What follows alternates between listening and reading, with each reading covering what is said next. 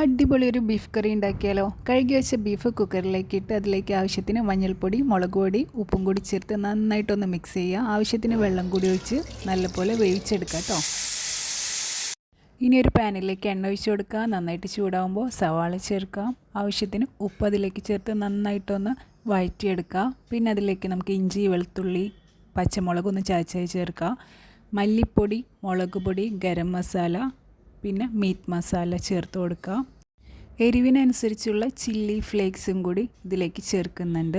നന്നായി യോജിപ്പിച്ചതിന് ശേഷം ബീഫ് വേവിച്ചെടുത്ത് അതിലെ കുറച്ച് വെള്ളം ഒഴിച്ചൊന്ന് കുറുക്കിയെടുക്കുക. ബാക്കി വേവിച്ച ബീഫും കൂടി ചേർത്ത് കറിവേപ്പിലയും കൂടി ഇട്ട് ഇതിൽ കാണുന്ന പോലെ ഒന്ന് വറ്റിച്ചെടുക്കുക. പിന്നെ ഉപ്പ് വേണമെന്നുണ്ടെങ്കിൽ ആവശ്യത്തിന് ഉപ്പ് കൂടി ചേർക്കുക. ഈസി ആയിട്ട് ചെയ്യാൻ പറ്റുന്ന ഒരു ബീഫ് കറി റെസിപ്പിയാണ്. അപ്പോൾ എല്ലാവരും ട്രൈ ചെയ്ത് നോക്കുക. ഇത് പൊറോട്ടയുടെ കൂടെയും ചോറിൻ്റെ കൂടെയും അടിപൊളിയാണ്. എനിക്ക് പേഴ്സണലി ഇഷ്ടം പൊറോട്ടയാണ്. അപ്പോൾ എല്ലാവരും ട്രൈ ചെയ്യാം.